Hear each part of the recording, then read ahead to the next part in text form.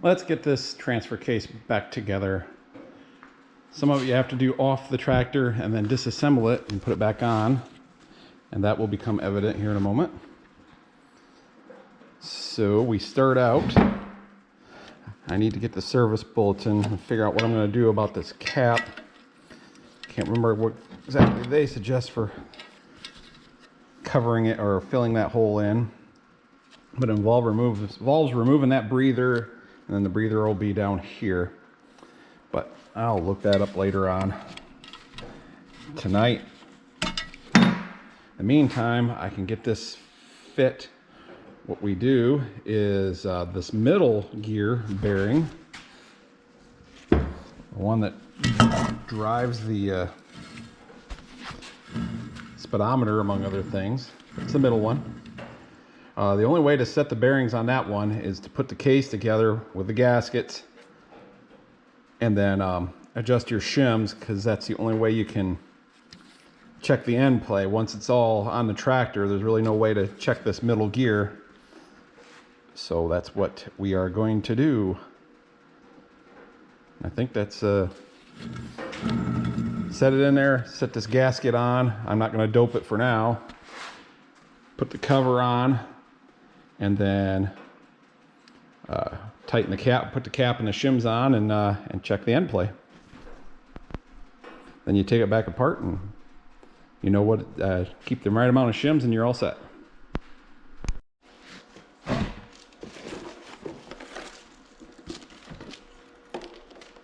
Got the gasket that was part of the kit, 107 738A. Do believe that's still a good number. I don't know if the kit is. I'll have to look on that later. But the gasket has a thickness to it, so it needs to be included there.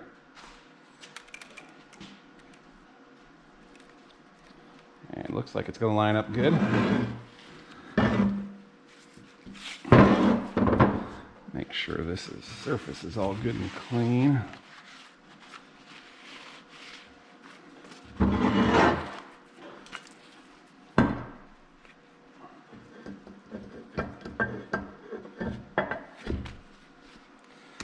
And then I got to get the bolts in, now not these two here, because they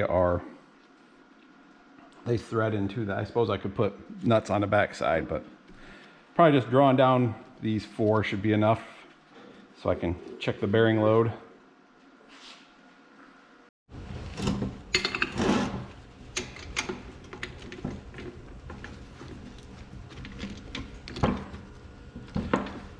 I decided to go ahead with just putting some nuts on the 1/2-inch bolts to draw it down evenly.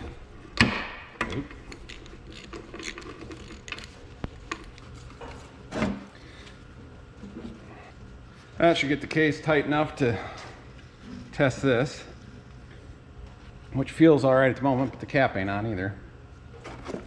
Clean up these shims a little bit, and we'll do that next.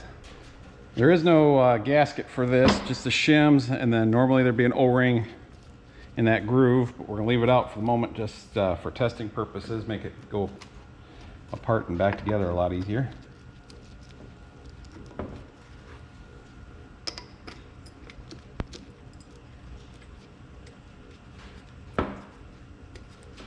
This was the same stack of shims that was in it when I took it apart.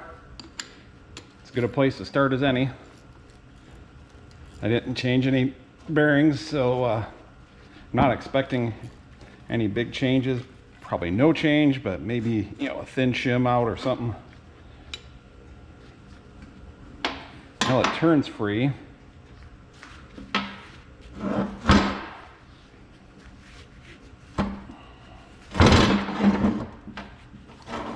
There's a hole right back here where you can, there's just a little bit of end play. You can measure off from that. Oh, let me set this gear under here. It feels like you could probably have a little bit taken out. It's not off by much.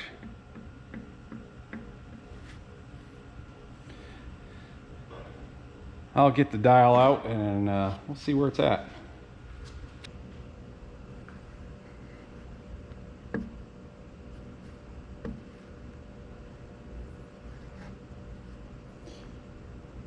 Book is saying 1 to 3 thousandths. I'm getting about 6.5.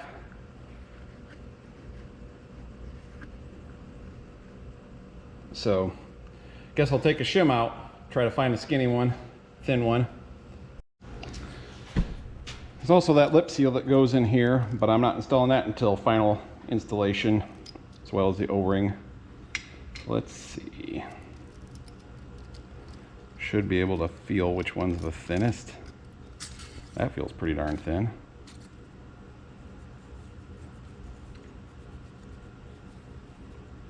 Let's try that.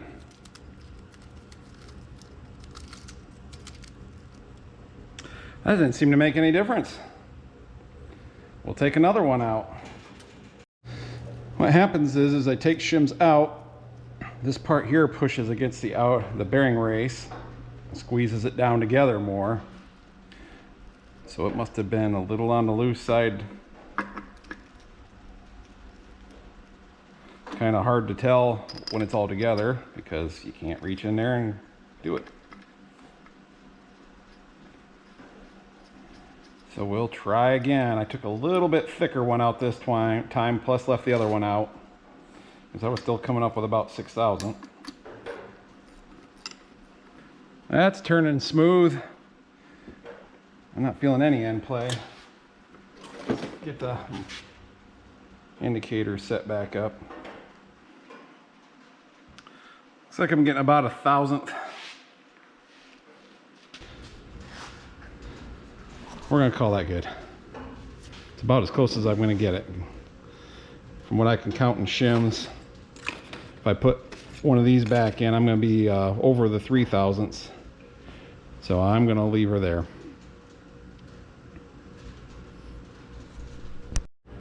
Now I'm gonna do the bottom shaft. And that one actually could be done in the tractor. The cover where the shims hangs down below the rear of the transmission. So that ain't a problem. You can get on it to measure it, but it's just as easy to do it here. Plus, the shaft had that wear, and I've got a Speedy Sleeve to put on it. And if I have it installed, I can kind of see how deep to install the Speedy Sleeve so it lines up with where the seals are going to be, or where I can put them. How about that?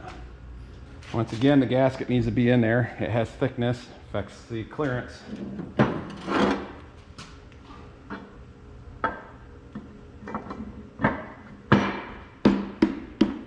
It's way loose because I kind of drove this bearing race back some. But once we get everything tightened up, it will tighten it. It'll be closer. Here's that greasable seal holder for the output shaft. There's a gasket that figures into the thickness, so you want that in there. Don't have to dope it at this point. Yeah, I think I'm going to be able to put the outer seal far enough out to miss where it's damaged, so I can put that Speedy Sleeve farther down. Let's first tighten this up and see how loose the shaft is.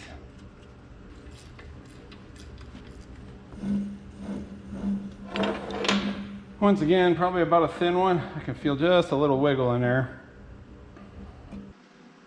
Find a spot, lift. I got about 5 thousandths. So should be able to take a 5 thousandths out of the back side of there and get her about right.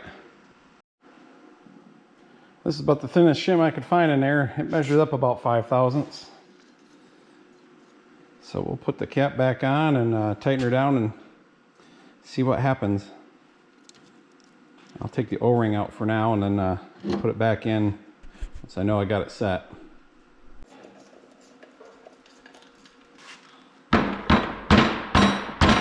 Rubber mallet. Just make sure everything's seated good.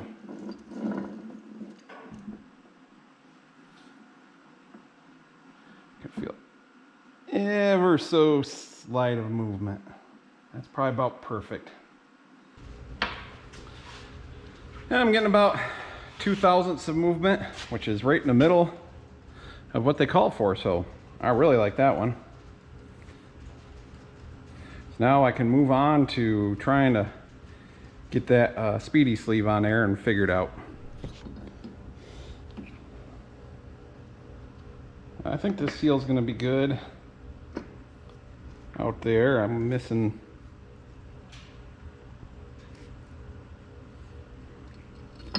Guess there's one way, a good easy way to tell. Put a layer of grease on here and the seal will wipe it down to where it goes. In theory. It might drag it back up too. Let's see.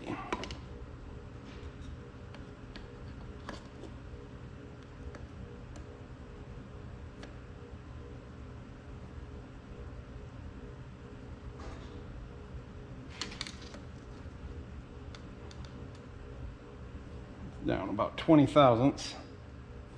Oh yeah, we're gonna miss all right there. Not by much, but it will work. Don't want to drive her in any farther. This one fits pretty loose in the bore. That's probably why they drove it in farther. I'm gonna put some Loctite on it so it stays where I put it. It's wanting to stay there, but not too well. So Loctite it is. Normally this wouldn't be such a chore, just because everything would fit right, the shaft wouldn't be worn. But the dirt seal is in place, got a nice layer of Loctite around the outside, so hopefully that'll keep it from coming loose. That and a regular greasing. So now we got to get the Speedy Sleeve on here, and I'll put some Loctite on the shaft to keep the Speedy Sleeve in place and act as a sealant so that oil doesn't wick underneath. What's a Speedy Sleeve? It's one of these really thin pieces of a stainless steel. Comes with a driver that really ain't going to work in this case because the shaft is so long. And then there's a lip on it. And generally there's a hairline cut along the smooth part where you can twist and break that off. So we will drive that down on there. It'll cover up those bad spots, and it's thin enough it won't affect the seal, other than it will seal much better than a seal landing in one of those grooves.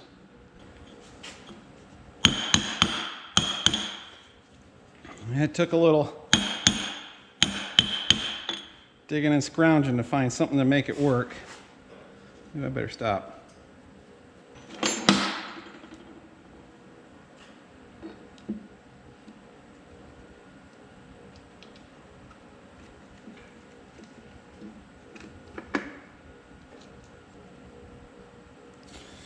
It's about 20 thousandths.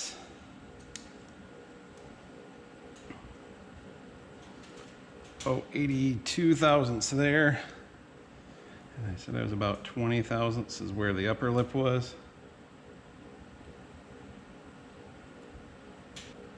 0.182. So almost 2/10 of an inch. That should be plenty of gap between where this lip rides on the good part of the shaft and the other seal will ride down on the Speedy Sleeve. Keep the oil in. I think we have success. This is the oil seal that goes in that lower cover. I got the dirt seal on with the Loctite. This one, the spring side, want towards the oil. You can see the gap between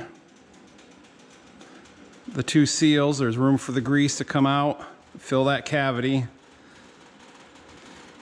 Have some grease while it's running. Guess I could slide this down on here just to see how well it's going to go over that Speedy Sleeve. Looks like it's going to do just fine. So I need to take this all apart before I put it on the tractor. I need to put the new O-ring on this cap back here now that I've got everything adjusted. So might as well get at it. I do believe it's this one.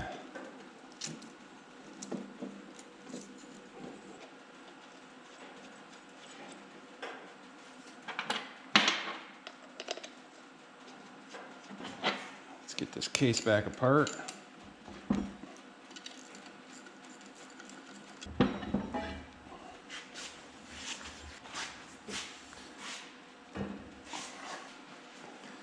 Itty bitty shaft seal. Once again, lip pointing towards the inside. I should probably put a little sealant on it.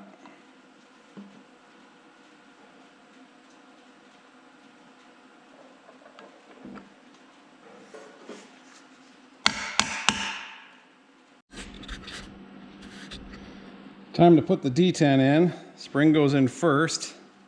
That's pretty easy. It drops down in a hole. Hopefully you can see it there. Then the ball sits on top of the spring. Then comes the challenging part. You gotta take a punch or some kind of rod and hold on to that. Hold that ball down.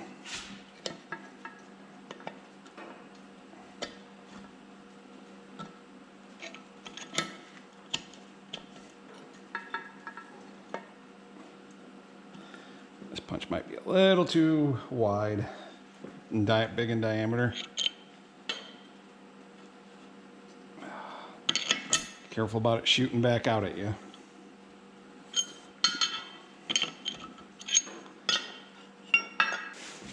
Let's try this again.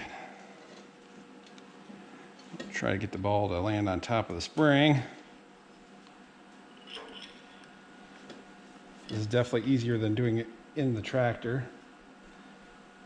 This shifter had 3 washers on the inside. Oops, but that doesn't come yet.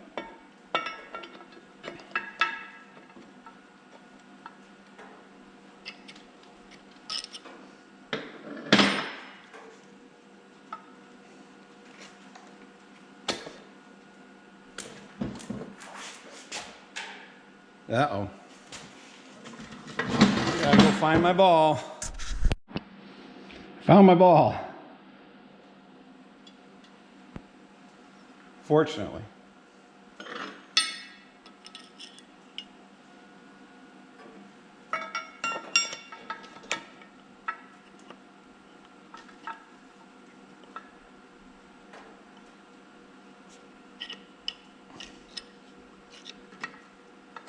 There, I think I got it.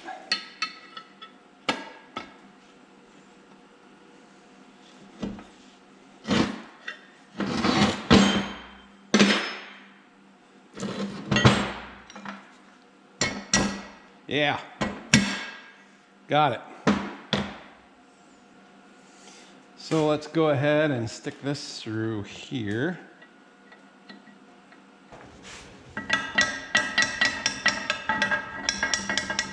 There was 1 washer and the lever on the back, on the outside.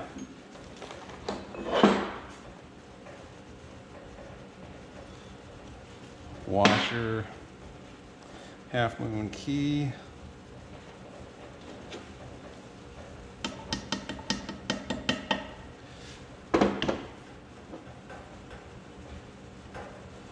And let's see, from the paint I can see that it was this way, like that.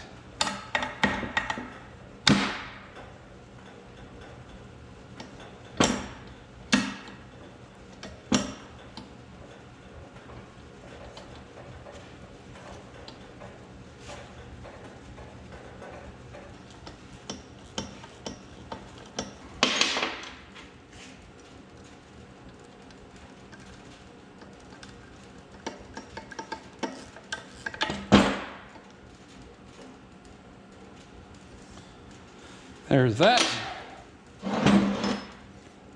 I need to put the pipe plug back in here so it doesn't leak the oil out. Some pipe sealant on it. Lip facing towards the oil again.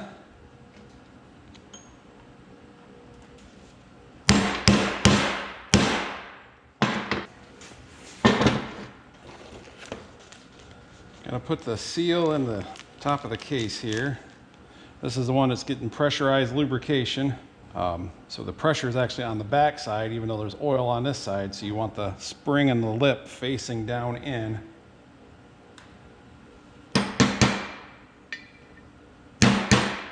Three-quarter inch socket, worked nice. That seal's ready to go. I think all the pieces are ready to be assembled on the tractor. So now I definitely need to go figure out that whole update thing before I start putting stuff back together. Well, I found the service update for the transfer case. It was in the white era, but they use this same transfer case on the whites. Put a breather into this tube like I was mentioning, and if it's a newer one where there's no hole up here, you have to put a test hole here that you take out so that the oil can come in, because when you're filling it, it'll only get to here and then there's no room for the air to come out. So they recommend, if you have this style, you take the breather out of this cap and just cap it off and then put it back on. I'm not sure if I'm gonna be able to do that with this particular one. I like that idea because it's easily reversible in case I don't like the way it performs for some reason. So I'm gonna see if I can get this cap apart without destroying it, or I'll have to find one off another tractor, hydropower unit, or over and under or something. Something I can just put on there and cap it off. I think that's pressed into this steel cap. So for now, I'm just gonna put it on there and find a different cap that I can thread a cap or thread something into to cap it off so it doesn't breathe. So I need to get the seal in here before I mount it up on the tractor.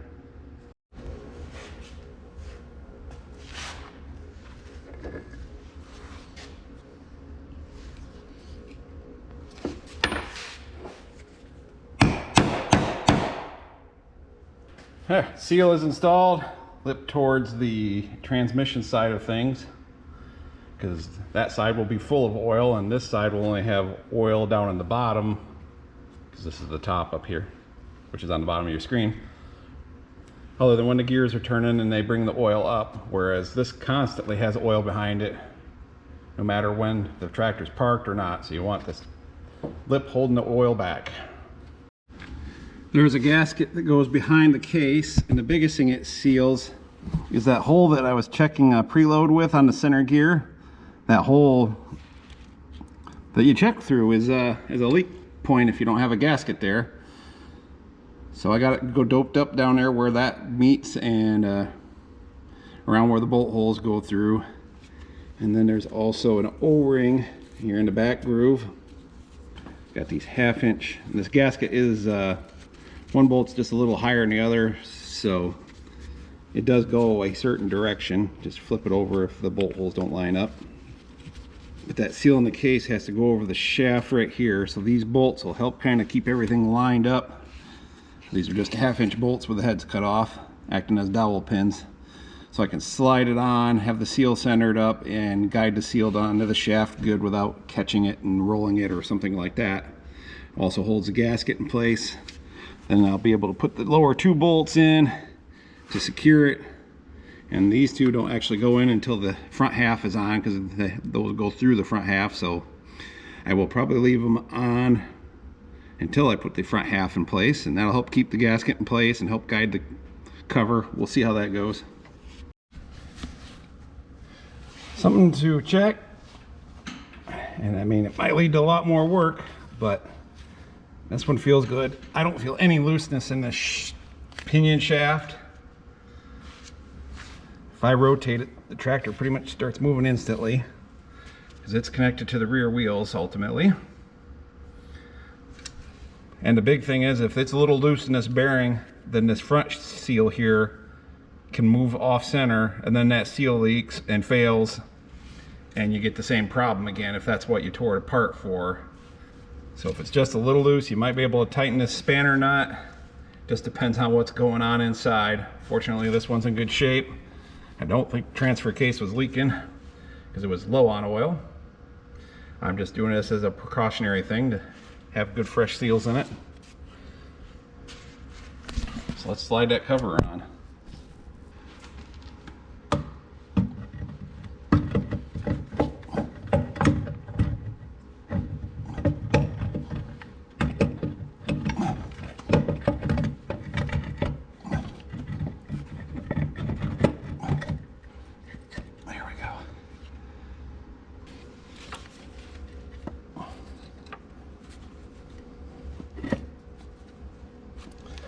Them bolts really help. Those guide bolts, dowel pins. Just trying to walk this seal up on there. Hope my arm is probably in the way, but so be it.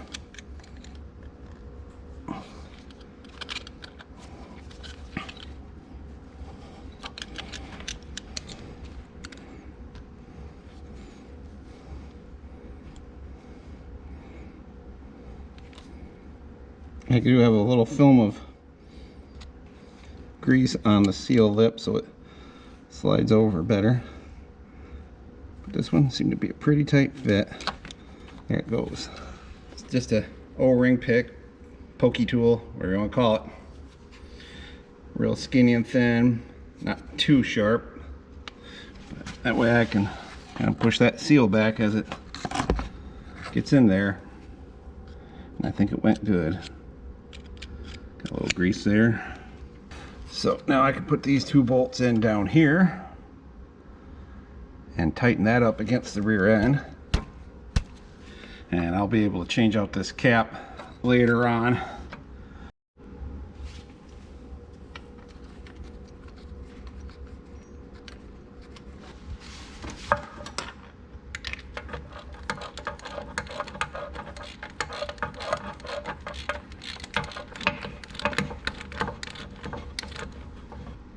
Click. Next up is the top gear. That doesn't matter which way it goes in on this size of tractor. On the 16 sizes it does. I remember it fought its way off the gears, off the splines, but they're just a little boogered at the end or something. Let's try turning it around.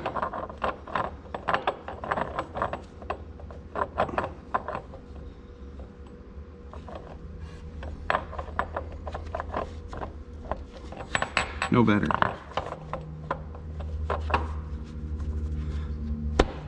Time for the rubber mallet.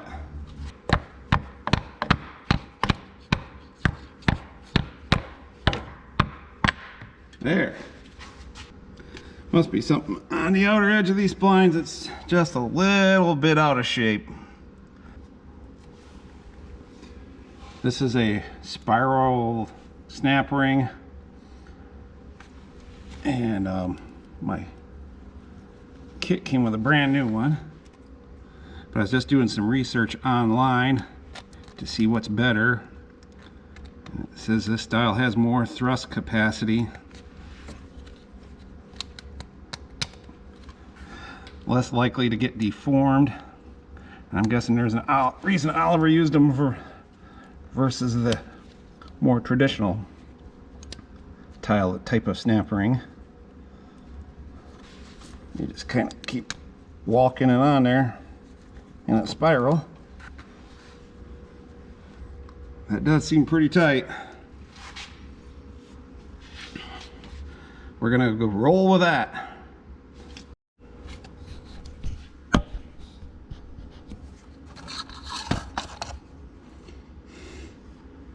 Okay, I put grease in the groove on this shift collar because it will stay in the fork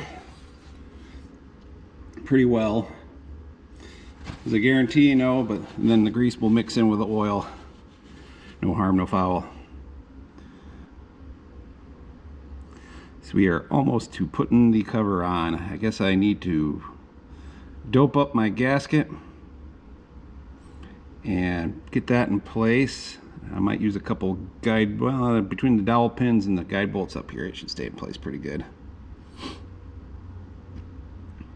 And guide pins down lower might make that cover a little bit harder to get on. But I definitely want to leave these up here.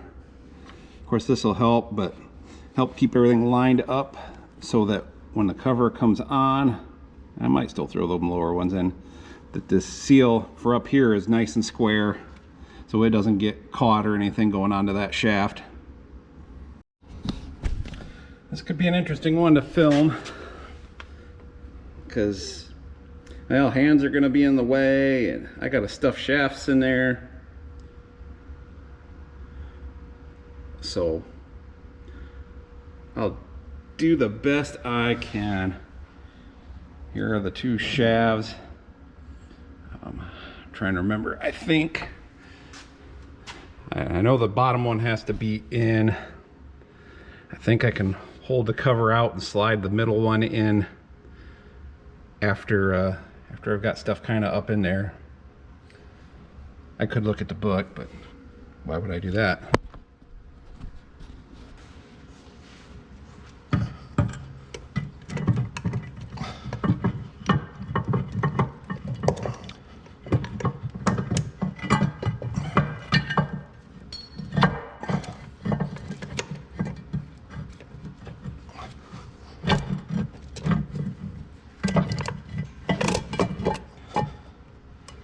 Okay, now stay. Yeah. Stay.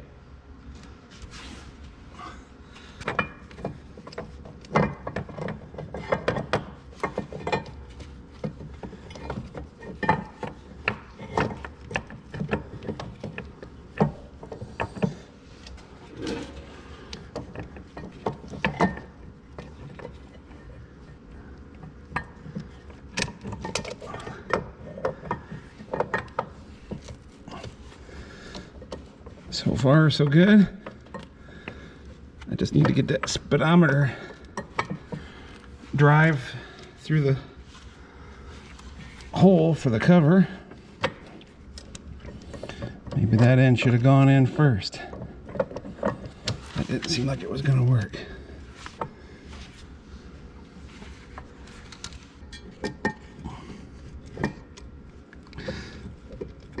There, lift it up on the cover just a little bit. Get that needle doohickey for the speedometer drive in place. Let's see if the shift collar is still engaged with the fork.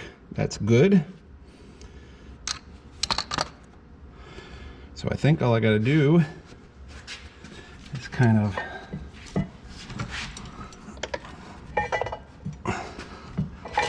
lift stuff up, start there,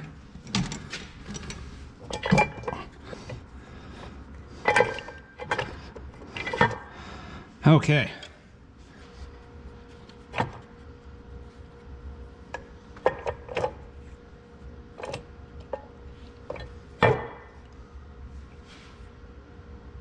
I am close enough. I can put in a couple of the 3/8 bolts down here, kind of make sure everything's guiding right. I mean, I'm pretty much up to the dowel pins, so it should be right by now. And there we go. Boy, just barely enough dowel pins sticking out where I can get them out, but there's enough. Now for another test, make sure that shift collar is engaged right. Four-wheel drive is off. When I turn it on, I should not be able to turn that shaft because it's engaged to the rear end, and that is correct. Move lever down, she spins. Move lever up, she doesn't. That's all four-wheel drive does, is just move that shift collar, lock them gears together, And the reason for that is generally there's about a 1 to 3% speed advantage to the front. Front wheel assist tractors work that way. They work better when the front's turning just a little faster than the rear. But going down the road, that's hard on tires and driveline components, so you want to be able to shift it out so you're not putting extra stress on things. You don't want less than even is the least you want. And that's what they recommend for Terra tire tractors, is 0 lag, 0 lead. But at lag, where the front wheels are turning slightly slower, you're pushing them, you're actually losing power, the tractor's fighting itself. You'd think it'd be the same way going with the wheels going slightly faster, but they help pull you and steer you, and it just works better. But if them front wheels are turning slower, you're losing power, you're making heat, wasting your time. So you can't just go switching tire sizes all willy-nilly. And the service manuals have formulas in there for how to figure up, if you want to change sizes, how to figure out what sizes you can use with the gear ratios that you currently have. So I'm going to get the rest of the bolts in on this cover and tighten that down. Leaving these covers off makes it easier to get the seals on and gives me room to move the shafts without destroying the seals.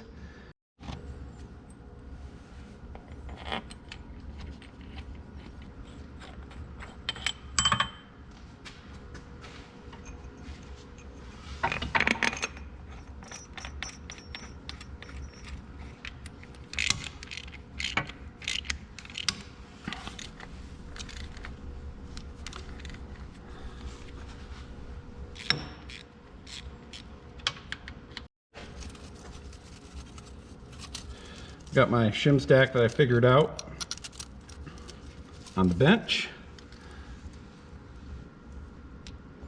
Just got to get that seal started without dropping shims like I'm doing. Let's start over. Bolt through the shim to keep them from falling. Seals in place. A little wiggle wiggle. Get that seal on the shaft. From there, just draw her down. I changed out the O-ring on that and lubed it up with a little bit of grease. I haven't pumped that full of grease yet. I'll do that after it's painted. But I do have grease on the seals, so they, once again, slide up on over easier. Do believe the bolts are evenly spaced, but normally the grease zerk faces over here towards the left side of the tractor by the shifter of the transfer case shifter. There we go. At least with this lower seal, it's something that's not too hard to get to and replace. So if you have one and you're getting leaking out of here, all you gotta do is remove the drive shaft and, well, drain the case, and then you can pull these 3 bolts, pull this cover off, and change the seals. Put it back on. This one uses a gasket as opposed to an O-ring like the upper one, or the middle one. Keep this baby greased, because especially with road travel, because that's what keeps that dirt seal from wearing out. So we might as well get the yoke back on here. One thing you want to watch for, there's this hole that the cotter pin or the cotter key goes through, so you want your yoke sideways to that, 90 degrees to that. Otherwise it's really hard to get the cotter key in. So we have the spacer and then the yoke. Those splines are all even, so it can go any which way. There it goes. Guess I just had to find the sweet spot.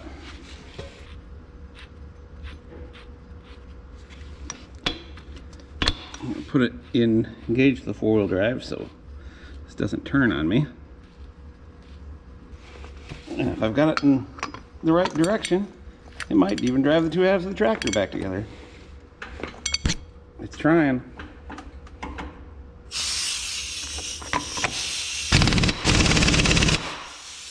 No.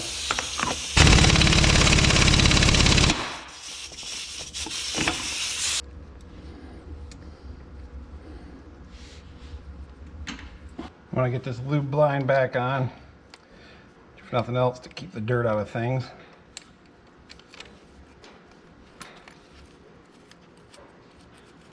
Just go ahead and tighten it up so I don't wonder if I did tighten it up. And you know, who knows, maybe I'll have to take it back off later.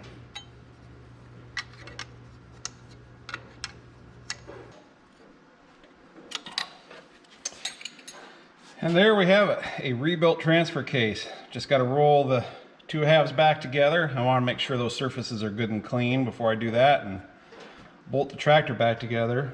That will free up the A-frame for other things like the 1600.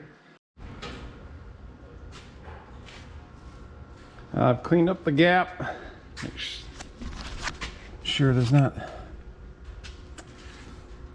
any dirt in there. I think we're ready to wheel this baby back together. There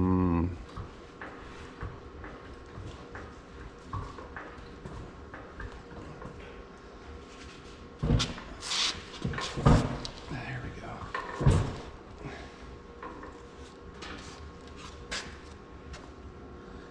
That's not too far off. I'll pull a couple bolts, a couple of these guide bolts out, and replace them with, I guess I did snug them in there.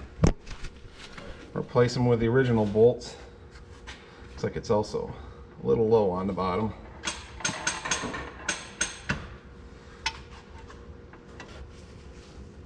Little blue Loctite on there.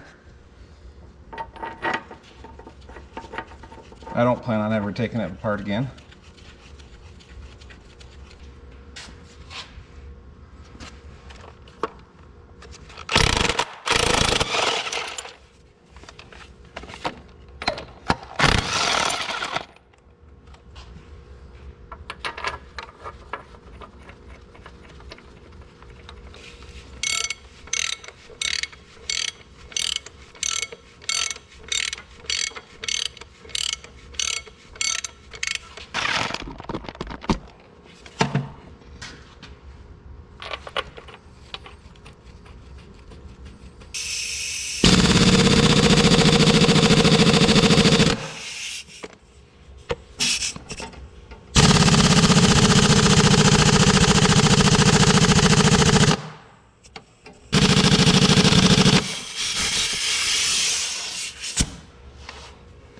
I think we're going to call that good.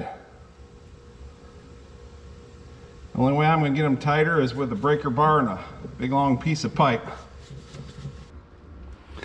She's whole again.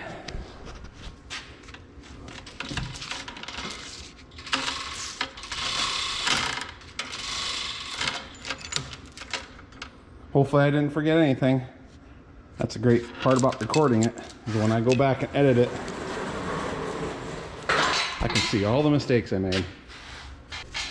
But now that this A-frame is freed up, I can get the engine out of the 1600, which, as we can see here, it has the same, well, actually it doesn't have the other one didn't have this issue, but this is a common fix for these transfer cases. When that seal goes out and the lube pump keeps filling them up with oil, they put a hose on. In this case, they run it back into the check plug for the rear end. It works. I mean, the oil's going back to where it came from. The transfer case always has oil in it, but having that hose dragging around there, just kind of unsightly. If I was gonna leave it that way permanently, I don't know if I'd try to bend up a steel line or make something that kind of comes up here by the platform and goes over, so it ain't dragging down there where something can catch it. And so that's the end of that one. Transfer case rebuilt. Starting to head in the right direction with the old girl.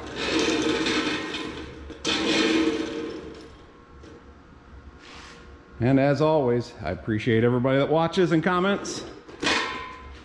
And we'll see you in the next one.